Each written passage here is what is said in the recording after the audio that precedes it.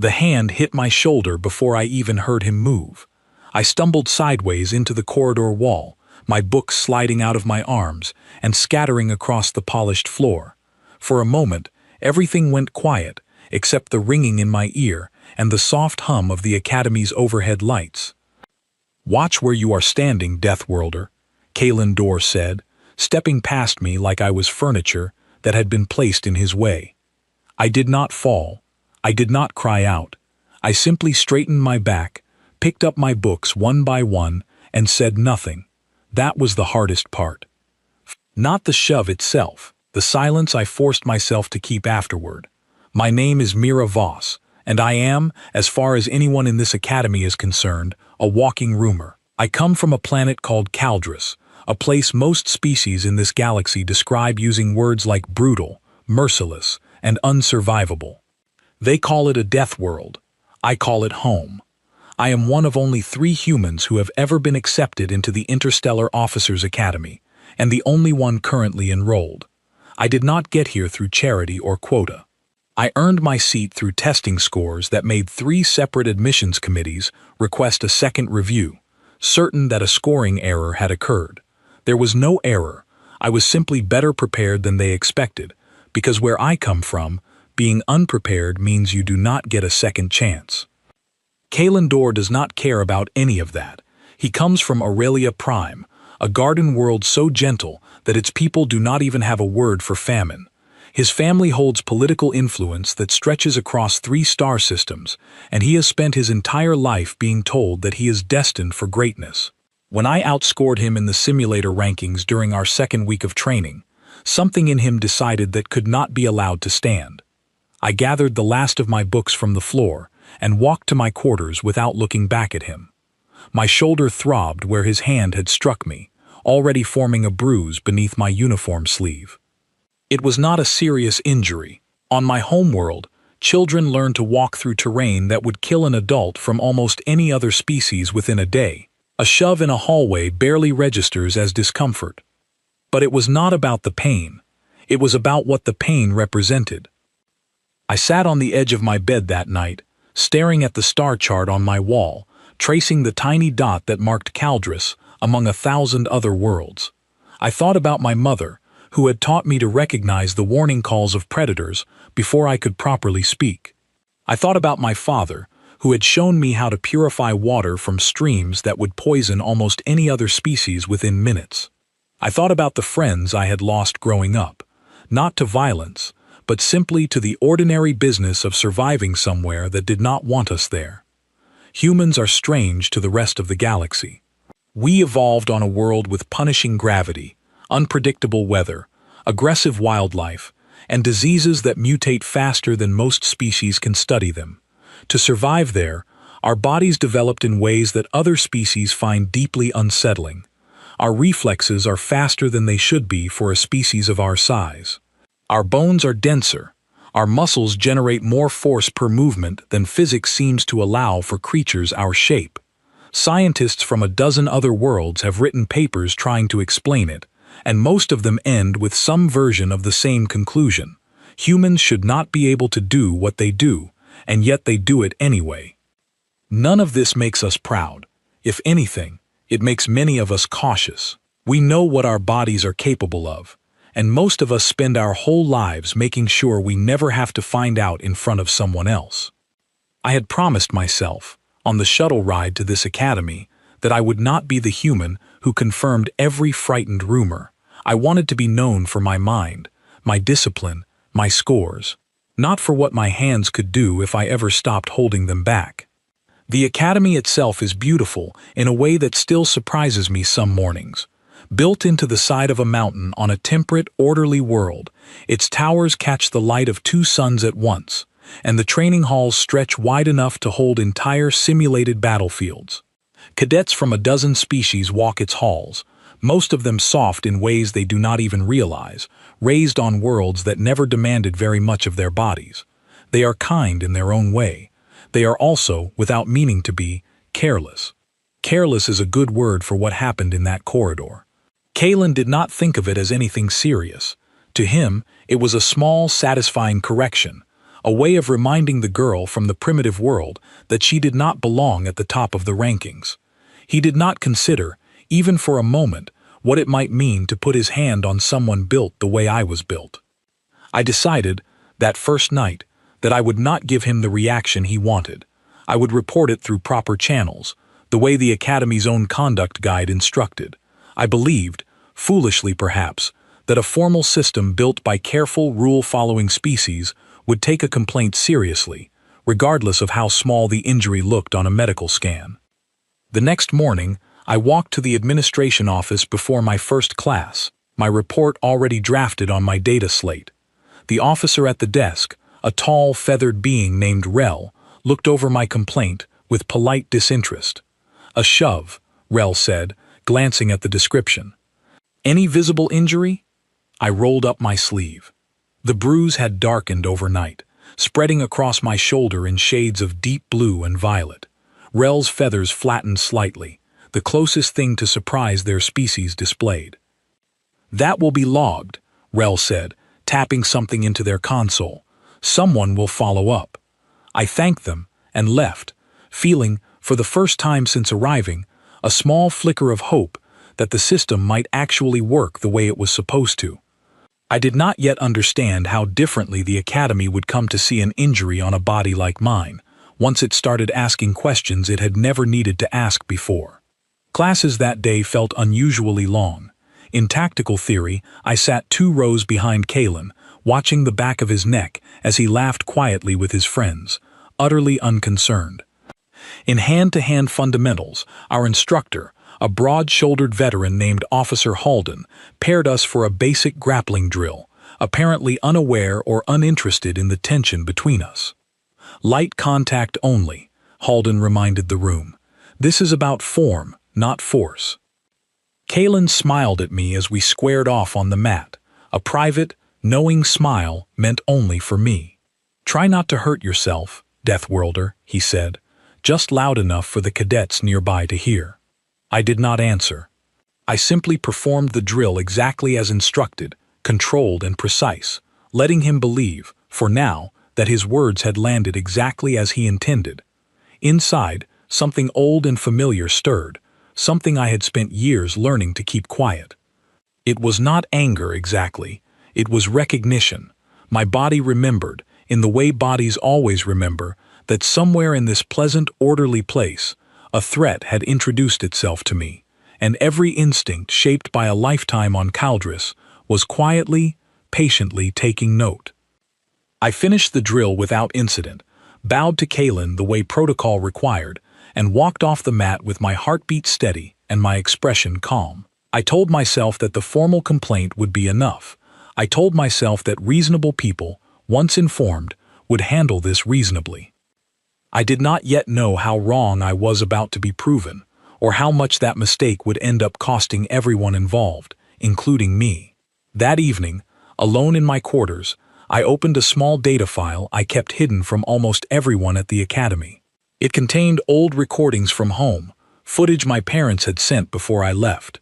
In one clip, my younger cousin, barely 7 years old, calmly climbed down a cliff face to retrieve a lost tool, moving with a steadiness that would have terrified any child from a gentler world.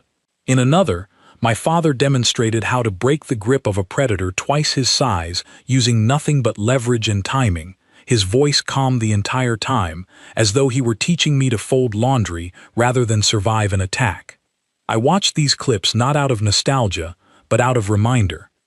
They reminded me what I came from, and what I had chosen to leave behind when I stepped onto that shuttle. I had not come to this academy to prove anything about strength. I had come to prove that a girl from a death world could sit in the same classrooms as the galaxy's privileged children and outthink them fairly, without ever needing to lay a hand on anyone. I closed the file, turned off the lights, and lay awake for a long time, listening to the unfamiliar quiet of a world with no predators outside my window, wondering how long I could keep my restraint intact in a place that seemed determined, one small provocation at a time, to test it. Somewhere on the other side of the academy, Kalen Dorr was almost certainly sleeping soundly, confident that nothing serious would come of a simple shove in an empty corridor. He had no idea what he had actually started. 3 days passed with no word about my complaint. I told myself patience was reasonable.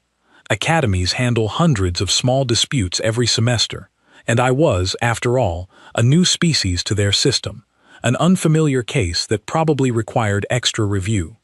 I kept attending my classes, kept my head down during drills, and kept quietly rehearsing the same lesson my parents had taught me since childhood. Control is not weakness, it is the highest form of strength. On the 4th day, I was called into a small office near the administration wing. A mid-ranking officer named Commander Faith sat behind a data desk, scrolling through my complaint with an expression that suggested she had already reached a conclusion before I even sat down. "Cadet Voss," she said, gesturing to the chair across from her. "I have reviewed your report regarding Cadet Dorr." "Thank you," I said, sitting carefully, my hands folded in my lap the way I had been taught to present myself in formal settings back home. "I want to be direct with you," Faith continued. "Physical contact between cadets, especially during training weeks, is extremely common. Cadets bump into each other. Tempers flare. In most cases, these incidents resolve themselves without any need for formal proceedings." He struck my shoulder deliberately, outside of any training exercise. I said, keeping my voice level. There was no accident involved. Faith glanced down at a small note on her desk. "The medical scan attached to your file shows no fracture, no internal damage, and localized bruising consistent with, and I am reading this directly, minor blunt contact. The bruising was significant," I said. "For a human, perhaps," Faith said, not unkindly, but with the tone of someone explaining something obvious to a child. "Our medical staff tell me that human tissue bruises more visibly than most other species, even from very light contact. It looks worse than it is." I felt something tighten in my chest, a slow, cold recognition of what was happening. They were not disputing that Kalen had struck me. They were disputing that it mattered. "With respect," I said, "the visibility of the injury is not the issue. The intent behind the contact is."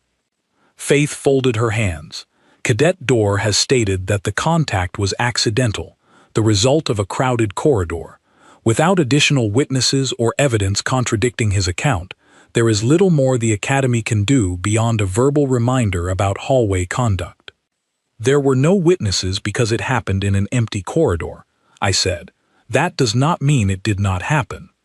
"I understand your frustration," Faith said, and for a brief moment, something like genuine discomfort passed across her face. "But I have to work within the evidence available to me. I have already spoken to Cadet Dorr informally. He has been reminded to be more careful." I sat there for a long moment, absorbing the shape of what had just happened. A formal complaint, filed correctly, supported by physical evidence, had been reduced to a verbal reminder about hallway conduct. Not because anyone believed I was lying, simply because no one, including the officer sitting across from me, believed the injury was serious enough to warrant more. "Is there anything else, Cadet Voss?" Faith asked, already reaching to close my file. "No," I said quietly. "Thank you for your time." I walked out of that office with my composure fully intact, because that is what I had trained my entire life to do, hold steady no matter what the moment demanded of me. But inside, something had shifted. I understood now, in a way I had not fully understood before, that the Academy's systems had been built entirely around the assumptions of gentler worlds. A bruise on my skin, dark and obvious as it was, simply did not register the same way on their scales as it would have on almost any of theirs. For the first time since arriving, I felt truly alone. It was not that my classmates were unkind, not most of them. Many of the other cadets were curious about me in a friendly, if occasionally awkward way. A cadet named Nora Ashwell, from a moderate world with mild seasons and gentle wildlife, had become something close to a friend over the past few weeks, sharing meals with me and asking earnest questions about Caldris that came from genuine curiosity rather than mockery. I found Nora that evening in the study hall, hunched over a stack of navigation texts, and told her, in careful, measured words, what had happened in Commander Faith's office. Her expression shifted from confusion to quiet anger as I spoke. "That is completely unfair," Nora said, closing her book. "He hit you, and they are treating it like a scheduling error." "They do not understand what contact means for someone like me," I said. "To them, a bruise this size would suggest something far more severe than a simple shove. To me, it barely registers as an injury at all. I think that gap in understanding is working against me, not for me." "Then show them," Nora said. "Show them what it actually took to bruise you like that. Maybe if they understood the scale of things properly, they would take it seriously." I considered her suggestion carefully. It was tempting, in a strange way, to simply demonstrate, plainly and without exaggeration, exactly how much force a human body could absorb, and exactly how much force it took to leave a mark on one. But something in me resisted the idea immediately. "If I do that," I said slowly, "I confirm every fear they already have about humans. I do not want to be known here as the girl who proved she could withstand or deliver serious force. I want to be known as someone who earned her place through discipline." Nora studied me for a long moment. "I understand that. But Mira, discipline only protects you if the people around you respect it. Right now, it sounds like they are mistaking your restraint for weakness." Her words stayed with me long after our conversation ended. Over the following days, I noticed a subtle change in how Kalen carried himself around me. Where before there had been a private smirk, now there was something closer to open confidence. Word of the failed complaint had clearly reached him, likely through his family's connections within the administration, and he seemed to interpret the Academy's inaction as a kind of quiet permission. He began finding small ways to test that permission. A shoulder bumped a little too hard while passing in a corridor. A comment about Deathworld savages, delivered just loud enough for me to hear but just quiet enough to avoid clear documentation. A deliberate collision during a group exercise, followed by an insincere apology offered with a smile that made clear no apology was actually intended. I documented each incident carefully, exactly as Academy procedure required, even though I no longer expected any of it to matter. I told myself I was building a record, in case things escalated further, though some quiet part of me already understood that escalation was inevitable, given how little consequence Kalen had faced so far. During this period, I threw myself deeper into my studies, partly out of genuine dedication, and partly, I admit now, as a way of proving something to myself. I spent long hours in the simulator bay, running combat scenarios and strategic planning modules well past the point most other cadets would have stopped. My scores climbed steadily, and my instructors began to take notice, praising my analytical approach during tactical briefings in ways that, months earlier, would have filled me with quiet pride. Now, that praise felt hollow, overshadowed by the growing awareness that excellence alone was not going to protect me from what was clearly building towards something worse. One evening, Officer Halden, my hand-to-hand instructor, called me aside after class. He was not a cruel man, simply a practical one, focused entirely on technique and results. "Your form has improved considerably, Cadet Voss," he said, watching me collect my gear.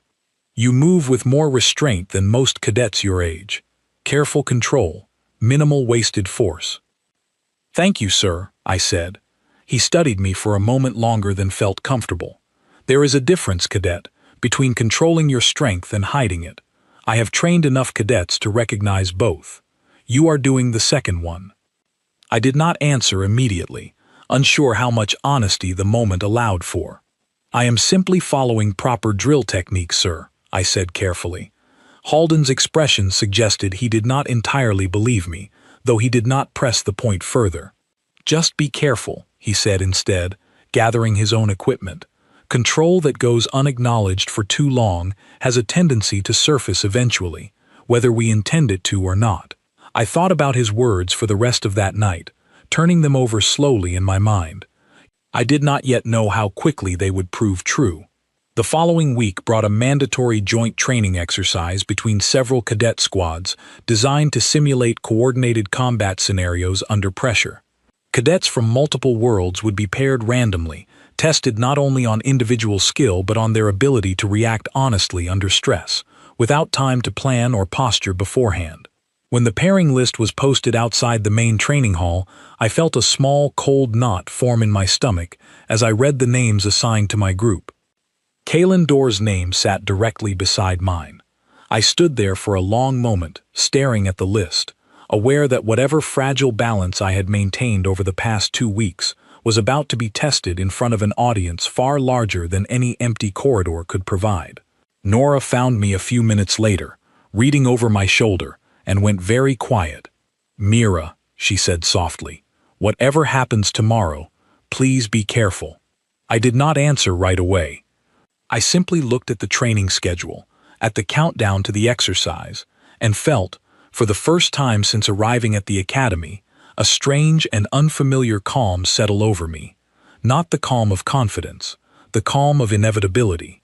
Something was coming, whether I wanted it to or not, and no amount of careful restraint was going to stop it now. The training hall was packed by the time our group assembled the next morning, rows of cadets from every squad lining the observation deck above the main floor, eager to watch the joint exercise unfold. Officer Halden stood at the center of the arena, flanked by 2 other instructors, explaining the rules of the scenario in a calm, practiced voice.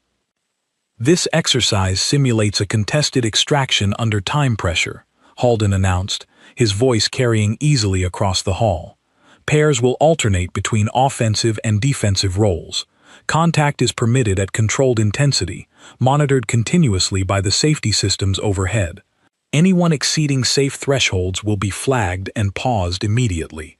I stood near the edge of the arena floor, my uniform sleeves rolled to the elbow, my breathing steady despite the tight knot that had settled in my stomach since the pairing list went up. Across from me, Kalen Dorr rolled his shoulders with theatrical confidence, clearly enjoying the attention of the crowd above us. "Try to keep up, Deathworlder," he said, just loud enough for the front row of the observation deck to hear.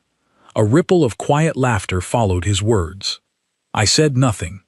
I simply settled into the ready stance Halden had drilled into all of us during our very first week, weight balanced, hands loose, eyes steady. The first round began smoothly enough.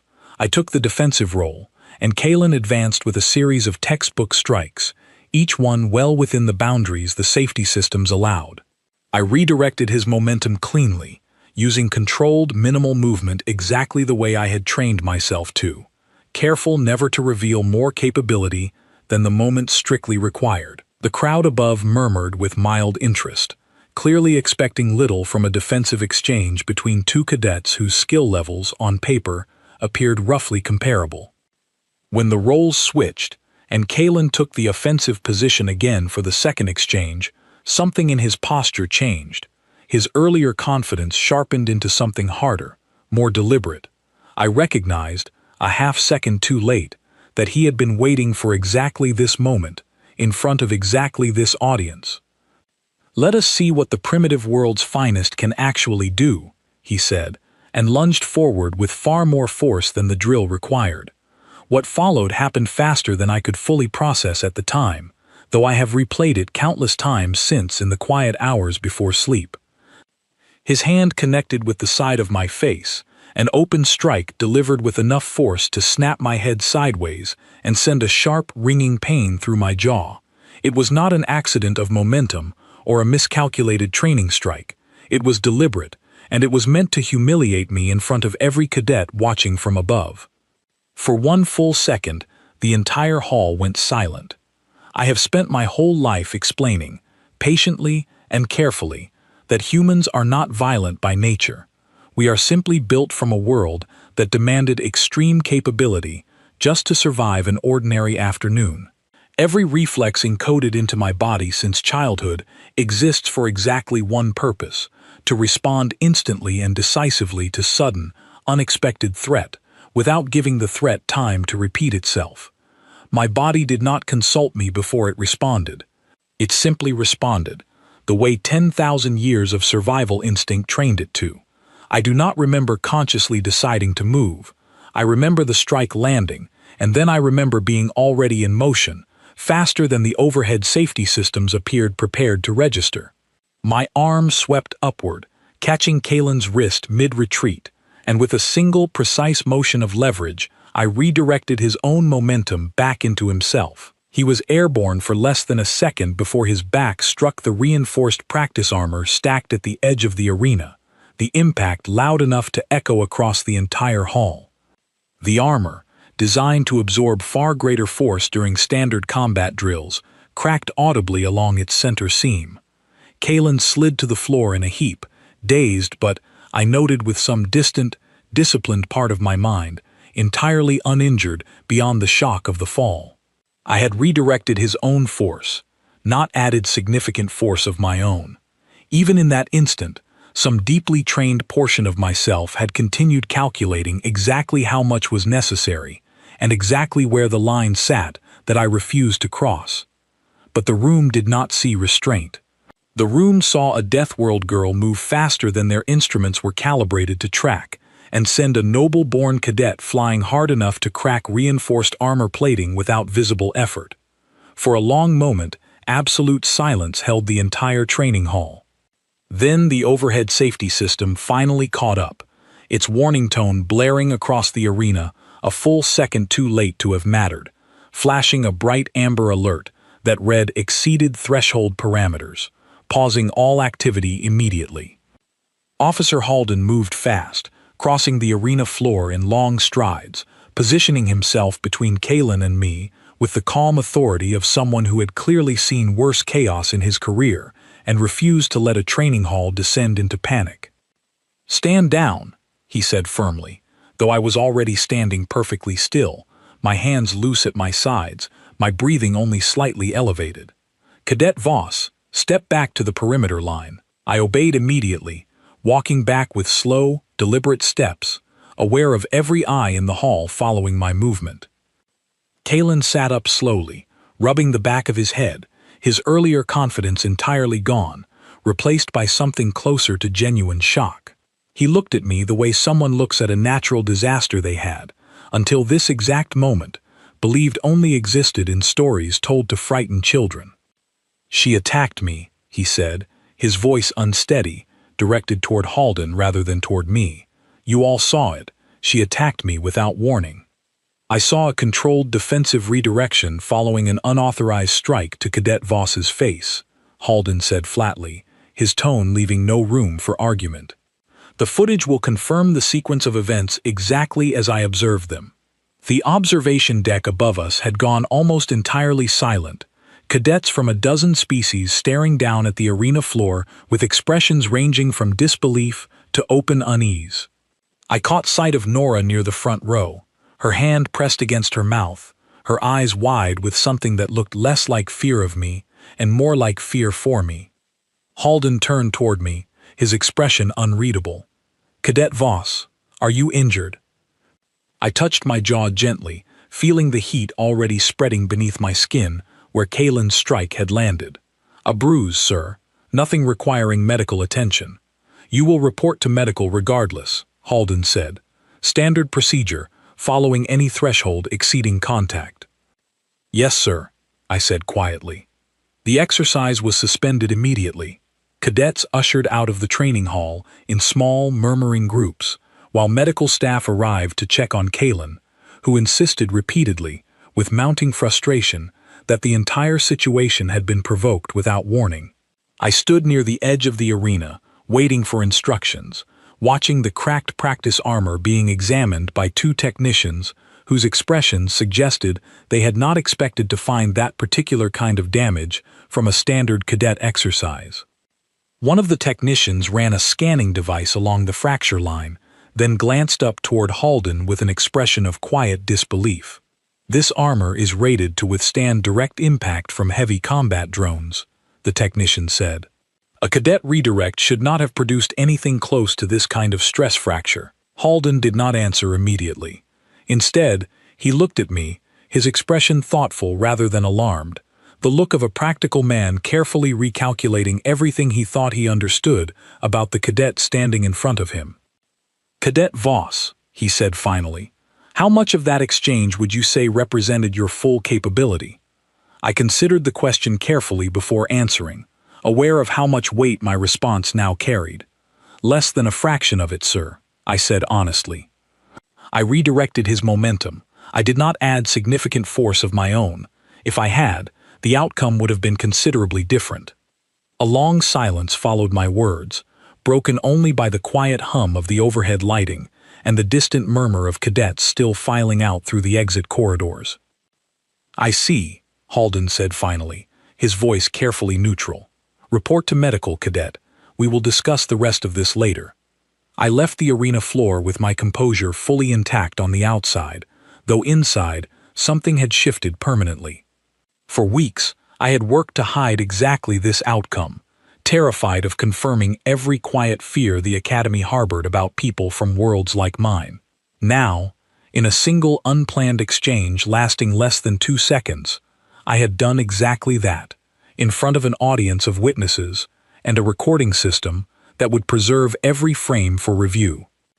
I walked the long corridor toward the medical wing alone, my footsteps echoing softly against walls that suddenly felt far less welcoming than they had that morning. My jaw ached where Kalen's hand had struck it, though the pain was already fading, the way pain from Caldris always faded quickly once the immediate danger had passed.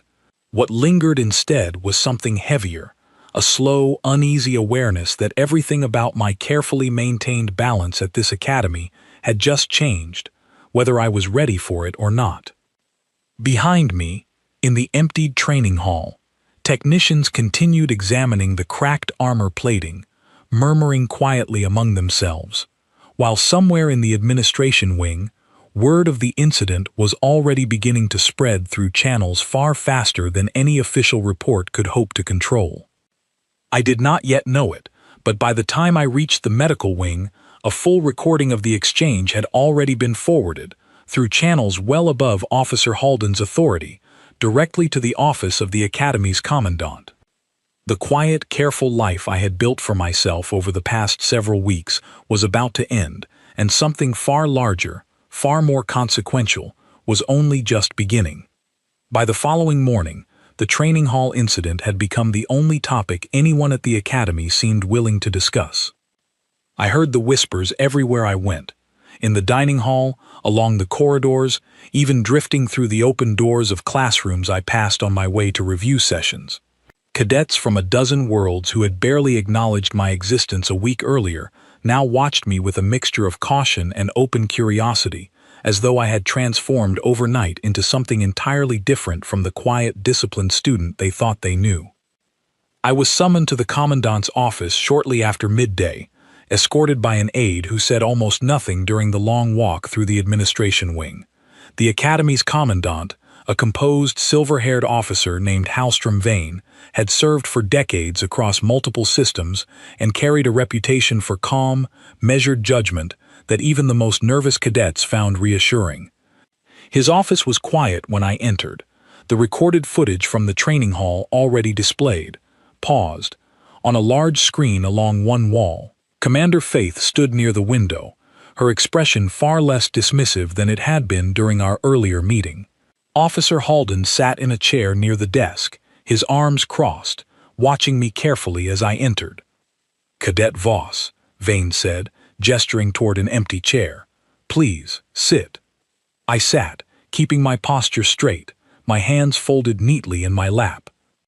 "I have reviewed the footage from yesterday's exercise multiple times," Vane said, his voice calm and unhurried. "I have also reviewed your original complaint from 2 weeks ago, along with the informal notes attached to it." I said nothing, waiting. "I owe you an apology, Cadet," Vane said, and the words landed with a weight I had not expected. "Your initial report was not taken with the seriousness it deserved. That failure created the conditions for yesterday's incident, and that responsibility rests with this administration, not with you." I felt something loosen slightly in my chest, though I remained carefully still. "Thank you, sir." Vane gestured toward the paused footage on the screen. "I want to understand something clearly, Cadet, and I want an honest answer, not a diplomatic one. In that exchange, how much restraint were you exercising?" I considered the question carefully, aware that Officer Halden was watching me with the same quiet intensity from the day before. "A significant amount, sir," I said. My instinct in that moment was shaped by training that exists for one purpose: to end a threat as quickly and completely as possible. I redirected his momentum rather than adding force of my own, because some part of me continued calculating consequences even in that split second. "And if you had not calculated consequences," Vane asked quietly, "what would the outcome have looked like?" I hesitated, choosing my words with care. "Considerably more severe, sir. I do not say that to frighten anyone. I say it because I believe this academy needs an honest understanding of what it is actually training alongside, if it intends to keep accepting cadets from worlds like mine." A long silence followed my words. Commander Faith shifted near the window, her earlier composure visibly shaken. "We have never had a Deathworld cadet enrolled long-term before," Vane admitted finally. "The Academy has accepted candidates from difficult environments in the past, but nothing quite like Caldris. Our conduct protocols, our medical thresholds, our training safety systems, all of them were built around assumptions that simply do not apply to you." "I understand that, sir," I said. "I have tried, since arriving, to minimize how much that gap mattered. I see now that minimizing it only allowed the gap to grow more dangerous." Halden spoke for the first time since I had entered. "The armor cadet door struck was rated for direct combat drone impact. The technicians who examined it are still trying to understand how a controlled redirect produced that level of stress fracture. Because the redirect was not the full extent of what I was capable of in that moment," I said quietly. "It was the smallest fraction I believed I could manage while still neutralizing the immediate threat." Vane leaned back slightly in his chair, studying me with an expression that mixed genuine curiosity with something that looked, unmistakably, like unease. "May I ask you something directly, Cadet Voss? Not as your commandant, as someone trying to understand." "Of course, sir." "Since arriving at this academy," Vane said slowly, "how much of your actual capability have you been concealing, day to day, simply to avoid frightening the people around you?" I did not answer immediately. I thought about the corridor incident, the dismissed complaint, the careful restraint I had exercised in every drill, every sparring match, every casual interaction since stepping off the shuttle that first morning. I thought about my father's calm voice in that old recording, demonstrating how to break a predator's grip without raising his heart rate. "Most of it, sir," I said finally. "I came here hoping to be known for my discipline and my mind, not for what my body is capable of. I believed, perhaps naively, that if I simply worked hard enough and stayed careful enough, no one would ever need to find out." Vane exhaled slowly, exchanging a brief glance with Faith. "That is precisely the concern, Cadet. Not that you are dangerous, that an entire academy, built to train the galaxy's future officers, has been operating for weeks without any real understanding of what one of its own cadets is quietly holding back." The conversation that followed lasted nearly an hour, covering ground I had not expected to discuss so openly on my first real meeting with the Commandant. I explained, as clearly and honestly as I could, what growing up on Caldris actually required, not as a boast, but as a plain accounting of survival. I described predator encounters that began and ended in seconds, environmental hazards that demanded instant reaction rather than careful thought, and a culture that had learned, out of necessity, to treat restraint as a skill every bit as important as strength itself. Faith listened with visible discomfort, occasionally glancing at her earlier notes from our first meeting, as though seeing them now through an entirely different lens. Halden asked several precise, practical questions about training safety thresholds, clearly already calculating how the Academy's systems would need to change. Vane, throughout most of the conversation, simply listened, his expression thoughtful and increasingly troubled. "I want to address Cadet Door's actions directly," Vane said finally, once my explanation had run its course.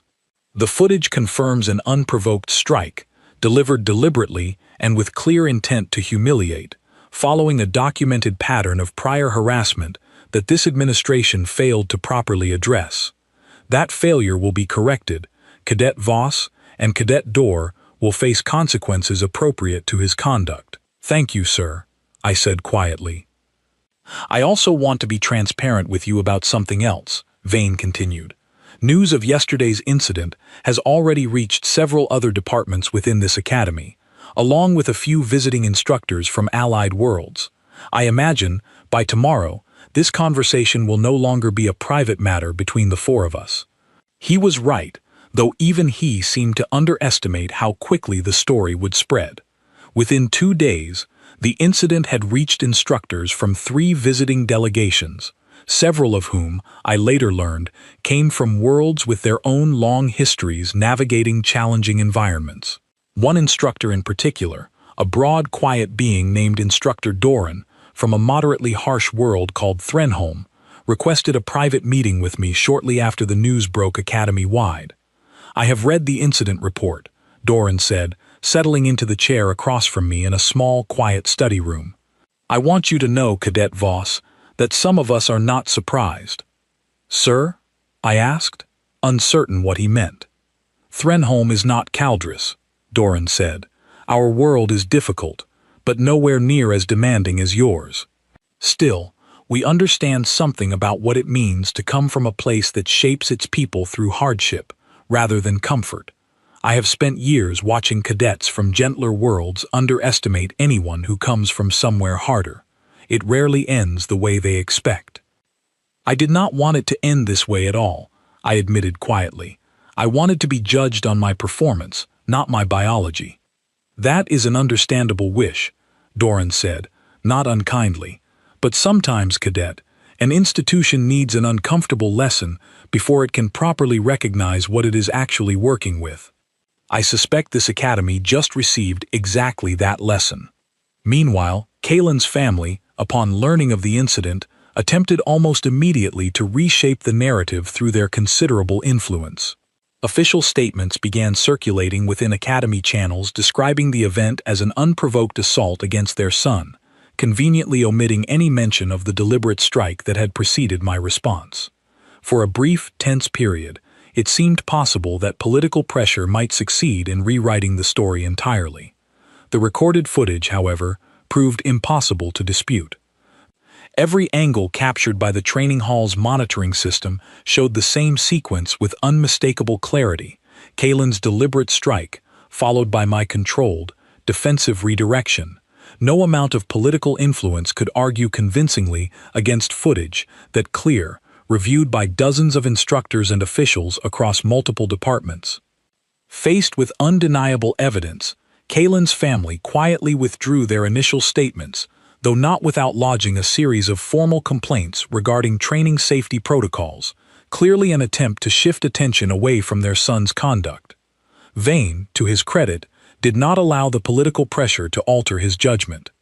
A formal review board was convened within the week, drawing together senior instructors, medical staff, and a small panel of visiting delegates, including Instructor Doran, to examine every aspect of the incident, and more broadly, to reconsider how the academy handled cadets from extreme environments.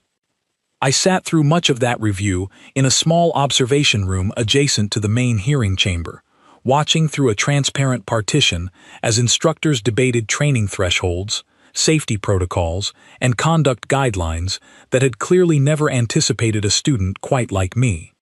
Kalen sat across the main chamber during his portion of the hearing, his earlier confidence entirely gone, replaced by a stiff, uncomfortable posture that suggested he finally understood, perhaps for the first time in his privileged life, that consequences were about to arrive regardless of his family's influence. When the review board's preliminary findings were read aloud 2 days later, the words landed with a quiet, historic weight that seemed to settle over the entire academy. Cadet Kalen Dorr was found responsible for a deliberate, unprovoked assault, following a documented pattern of prior harassment that the administration had failed to properly address. His conduct would result in formal disciplinary action, a public record entry that would follow him through the remainder of his academy career, and a mandatory period of supervised training under Officer Halden's direct oversight. The academy itself, the board concluded, bore institutional responsibility for failing to recognize and appropriately respond to the initial complaint, a failure that had directly contributed to the escalation that followed. New protocols, they announced, would need to be developed immediately, protocols specifically designed to properly evaluate injury, contact, and training safety for cadets originating from extreme environment worlds. I listened to those findings from my seat in the observation room, feeling a strange, complicated mixture of relief and exhaustion settle over me. I had wanted, from the very beginning, simply to be treated fairly. It had taken a cracked piece of practice armor and a review board convened at the highest levels of the academy to finally make that happen. As the hearing adjourned and cadets began filing out of the main chamber, I caught Vane's eye through the transparent partition. He gave me a small, solemn nod, an acknowledgement that seemed to carry more weight than any formal statement the review board had produced. Something at this academy had changed permanently. That much was clear.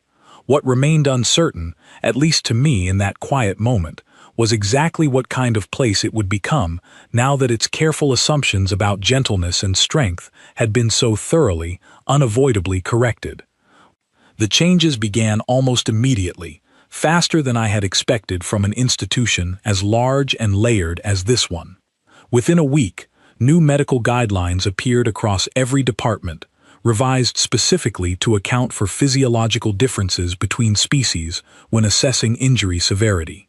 A visible bruise on human skin, the updated protocols now noted clearly, could not be judged by the same scale used for species with different tissue density or healing patterns. What had once been dismissed as minor blunt contact would now trigger the same level of review as far more visible injuries among other species. Training safety systems throughout the academy underwent a complete recalibration as well. Officer Halden, working closely with a small team of engineers, spent nearly 2 weeks adjusting threshold sensors throughout the main hall, ensuring the systems could properly track and respond to movement speeds and impact forces that fell well outside their original calibration range.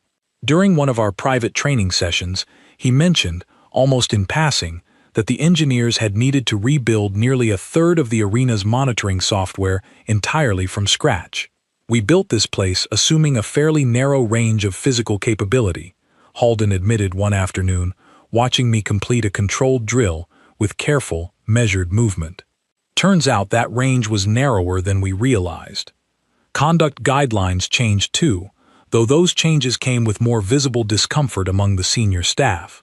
Commander Faith, in particular, seemed to carry a quiet weight of guilt in the weeks following the review board's findings. She approached me privately near the end of one training day, her earlier dismissiveness entirely gone. "I want to apologize properly, Cadet Voss," she said, her voice careful and sincere.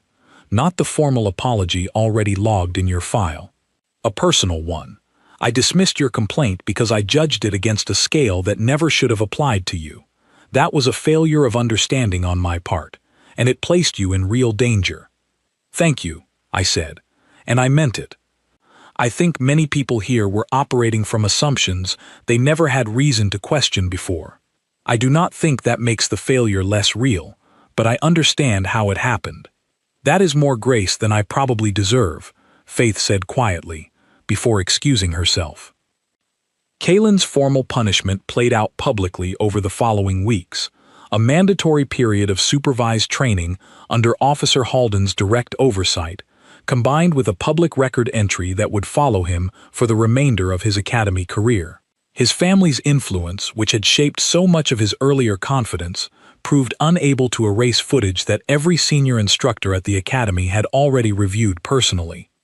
I saw him occasionally in the weeks that followed, always from a distance, always with a wide berth maintained between us that neither of us seemed inclined to close. His posture had changed noticeably, the easy, entitled confidence replaced by something more careful, more watchful. Other cadets, I noticed, had begun giving him a similarly wide berth, though for entirely different reasons than the ones he had once enjoyed. I did not seek him out during this period, nor did I feel any particular satisfaction in watching his reputation shift so completely. If anything, the entire experience left me with a strange, hollow kind of loneliness I had not expected. For the first time since arriving at the academy, people understood exactly what I was capable of, but that understanding had arrived through fear rather than respect, through a cracked piece of practice armor rather than through the careful discipline I had spent weeks trying to demonstrate. Nora remained one of the few constants throughout this entire period, checking in with me regularly, sitting beside me during meals without ever once treating me differently than she had before the incident. "You know," she said one evening, as we sat together in the study hall, "some of the other cadets have started asking me questions about you. Careful questions. Respectful ones, mostly." "What kind of questions?" I asked. "Whether it is true that your world has no safe seasons. Whether children where you come from really learn survival skills before they learn to read properly. Whether the stories about human reflexes are actually true, or just exaggeration that got out of hand somewhere along the way." I considered her words carefully. "What do you tell them?" "The truth," Nora said simply, "that you are one of the most disciplined, careful people I have ever met, and that whatever your world demanded of you clearly taught you more control than most of us will ever need to learn." Her answer settled something in me that had been unsettled since the training hall incident. I realized, sitting there, that the fear surrounding me had not spread uniformly through the academy. Alongside it, quietly and gradually, something closer to genuine respect had begun taking root as well, built not on the cracked armor plating everyone had witnessed, but on the restraint I had shown both before and after that moment. A month after the review board concluded its findings, the Academy held its first formal briefing on what administration officials were now calling Extreme Environment Integration Protocols. I was asked to attend, not as a subject under review, but as a contributing voice helping shape the policies that would govern how future cadets from worlds like mine would be trained, evaluated, and protected. Standing before a room of instructors, medical officers, and department heads, I spoke plainly about what I had experienced since arriving, careful to avoid exaggeration or self-pity, focusing instead on practical recommendations that might prevent another cadet from facing what I had faced. The core issue, I told the room, was never a lack of good intentions. It was a lack of understanding. This academy accepted a cadet from an extreme environment without fully considering what that meant for training safety, injury assessment, or conduct evaluation. I do not believe anyone acted with malice. I believe the systems simply were not built to recognize what they were looking at. Vane, seated near the front of the room, nodded slowly as I spoke, his expression thoughtful. "What would you recommend, Cadet Voss?" he asked, "for future cadets who might find themselves in a similar position?" I thought carefully before answering. Do not wait for a crisis to take a complaint seriously. Build systems that account for difference from the very beginning, rather than adjusting them only after something breaks. And perhaps most importantly, do not assume that restraint means an absence of capability. Some of the most dangerous people you will ever train are the ones working hardest to appear harmless. The briefing concluded with a series of formal recommendations that would, over the following months, reshape significant portions of the Academy's training curriculum, medical assessment guidelines, and conduct review procedures. I could not have imagined, on that first day I stumbled into the corridor wall after Kalen's shove, that the entire trajectory of my academy experience would eventually lead to shaping policy for cadets who had not even applied yet. Late one evening, several weeks after the briefing, I found myself alone in the training hall after hours, running through a familiar drill sequence simply to clear my mind. The overhead lights had dimmed to their evening setting, casting long shadows across the arena floor, where, months earlier, cracked armor plating had briefly upended the entire Academy's understanding of what it meant to train alongside someone from my world. I heard footsteps approaching from the entrance, and turned, unsurprised somehow, to find Kalen standing at the edge of the arena, his posture stiff and uncertain in a way I had never seen from him before. "I did not expect to find you here," he said, his voice quieter than I remembered it being during our earlier encounters. I train here most evenings, I said simply. It is quiet after hours. He hesitated, clearly working up to something he had not fully rehearsed. I wanted to say something to you directly, not the formal apology I already gave through proper channels. Something honest. I waited, saying nothing, giving him space to find his words. I underestimated you completely, he said finally. Not just your skill, what you actually come from. I grew up somewhere that never asked very much of me, and I assumed that meant everyone else's world worked roughly the same way. I was wrong, and I put you in a position where you had every reason to hurt me far worse than you did. I redirected the smallest amount of force I believed would neutralize the situation. I said quietly, I did not want to hurt you at all. I wanted, more than anything, to never have to find out what would happen if I did not hold back. Kalen absorbed my words slowly, his earlier stiffness softening into something closer to genuine reflection. That restraint saved me from something considerably worse, did it not? Yes, I said simply, seeing no reason to soften the truth any further. He was quiet for a long moment, studying the faint outline of the repaired armor plating still visible along the arena wall, a permanent reminder of what had happened there. I have spent the past month training under Officer Halden's direct supervision. He has taught me things about discipline and restraint that I never once considered before this happened. I think, in some strange way, you did me a favor I did not deserve. I did not do it as a favor, I said honestly. I did it because it was the only thing I could control in that moment. I know, Kalen said. That is precisely why I respect it. He hesitated again, and then asked the question I had least expected from him. Would you be willing to teach me? Not the formal drills Halden already covers, the other things, the instincts your world taught you that mine never had to. I studied him carefully, searching his expression for any trace of the entitled confidence that had once defined every interaction between us. I found none. What remained instead was something closer to humility, hard-earned, and still unfamiliar to him. I will consider it, I said finally, not as a favor to you, and not because I owe you anything, but because I think an academy training future officers across a dozen worlds would benefit from cadets who understand each other honestly, rather than through assumptions that eventually break under pressure. Kalen nodded, something like genuine gratitude crossing his face for the first time since I had met him. Thank you, Mira. It was the first time he had used my name. I turned back toward the arena, resuming my drill sequence as he quietly withdrew, leaving me alone once again in the dim evening light of the training hall.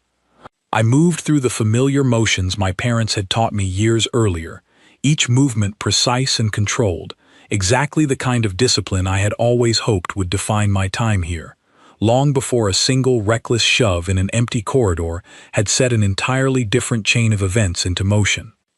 The academy around me had changed permanently, its careful assumptions about strength and gentleness corrected in ways that would likely outlast every cadet currently walking its halls, myself included. I had come here hoping to be understood through my discipline alone, and instead, understanding had arrived through fear, through cracked armor, and through a review board that had needed undeniable evidence before finally taking me seriously.